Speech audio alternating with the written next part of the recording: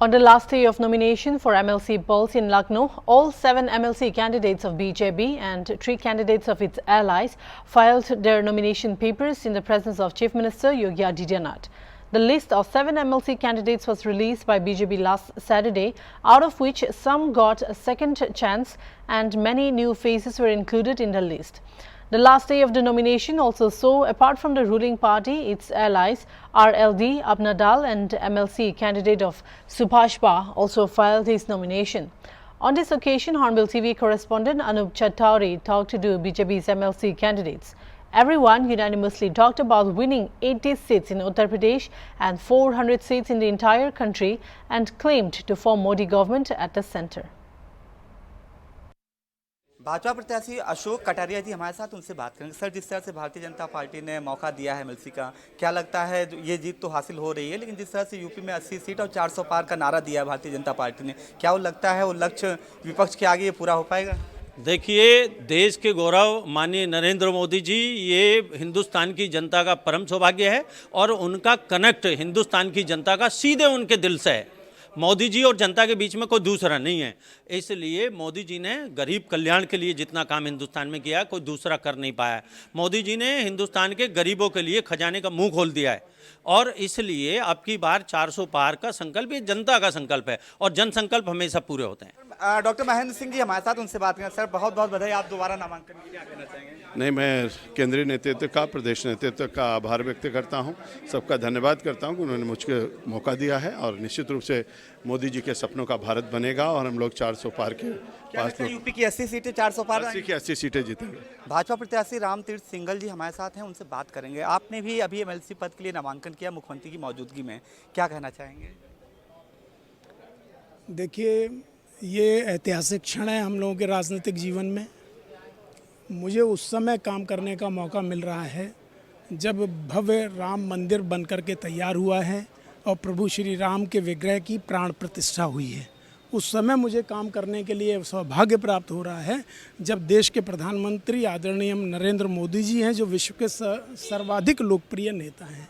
मुझे उस समय काम करने का मौका मिल रहा है जब महाराज योगी आदित्यनाथ जी इस प्रदेश के मुख्यमंत्री हैं और जो देश को, उत्तर प्रदेश को उत्तम प्रदेश, उन्नत प्रदेश बनाने का संकल्प पर काम कर रहे हैं।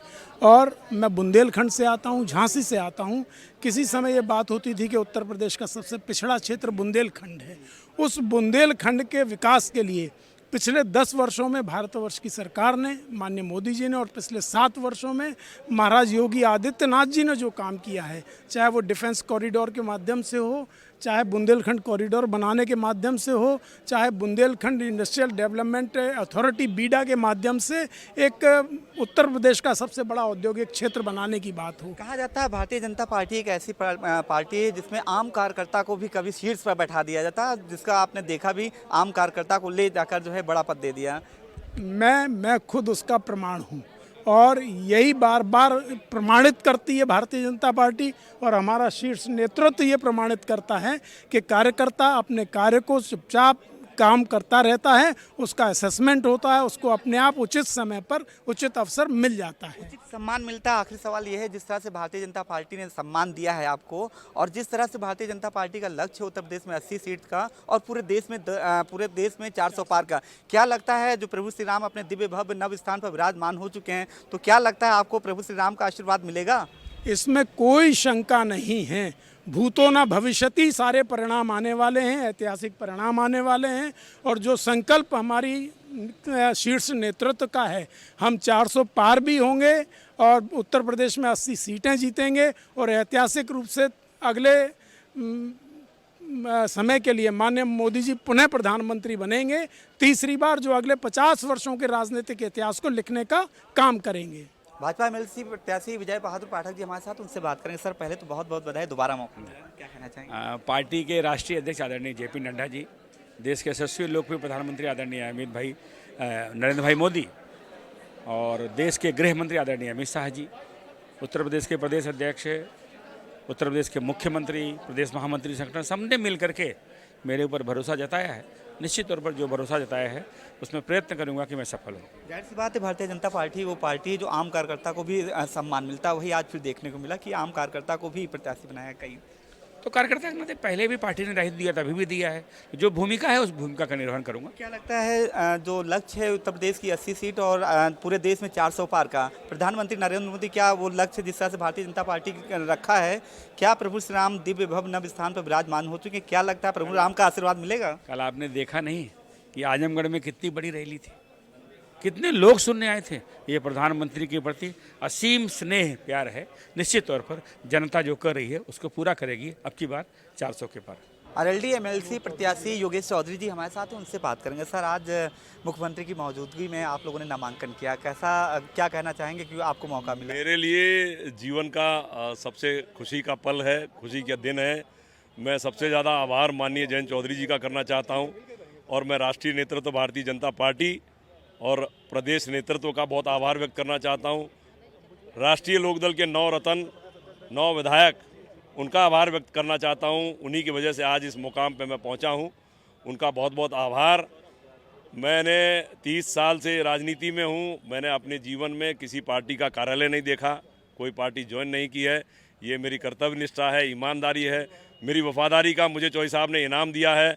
कार्यकर्ताओं में बड़ी खुशी की लहर है कि एक कार्यकर्ता को जब उन्होंने, छोटे से कार्यकर्ता को जब उन्होंने परिषद में पहुंचा दिया, विधायक बना दिया, तो कार्यकर्ताओं में जोश बढ़ा है। वो मेहनत करेंगे, ईमानदारी से, कर्तव्य निष्ठा से, जरूर उन्हें कामयाबी मिलेगी। ये सम्मान आपको भारतीय जनता पार्टी ने दिया है, इस सम्मान को कैसे कर दे, इसको चुकाएंगे? और जिस तरह से भारतीय जनता पार्टी का लक्ष्य है, क्या लगता है आप लोग राष्ट्रीय लोकदल और जो ज्वाइंट है, आप लोग हो गए, एनडीए का पार्ट हो गए हैं, यूपी में 80 और पूरे देश में 400 का पार, क्या लगता है वो लक्ष्य अब आसान होगा आप लोगों के आने से? देखिए, मुझे राष्ट्रीय लोकदल ने विधान परिषद भेजा है, सहयोग किया भारतीय जनता पार्टी ने, मैं दोनों का आभार व्यक्त करता हूँ।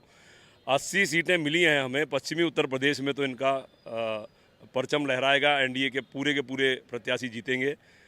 यहाँ पर भी हमारे कार्यकर्ता सब यहाँ खड़े, सब मेहनत करेंगे, 80 को तो हम पार कर ही लेंगे। और जो भारतीय जनता पार्टी का सपना है अब की बार 400 पार, उसे हम पूरा करने के लिए एक एक कार्यकर्ता तन मन धन से जुट जाएगा और उस सपने को साकार करेगा। ठीक है, आप योगेश चौधरी जी हैं, एनडीए का जो सहयोगी दल है आरएलडी, उसके आप एमएलसी प्रत्याशी हैं। उनका साफ कहना जिस तरह से भारतीय जनता पार्टी ने लक्ष्य रखा है, पश्चिम में भी खास तौर से यूपी की पश्चिम सीटें भी जितने भी हैं सब भारतीय जनता पार्टी के खाते में आएंगी, और जो लक्ष्य है यूपी में 80 और पूरे देश में 400 का पार, वो लक्ष्य भी जरूर पूरा होगा। वीडियो जर्नलिस्ट अनिल सैनी के साथ अनूप चौधरी, हॉल मिल टीवी, लखनऊ।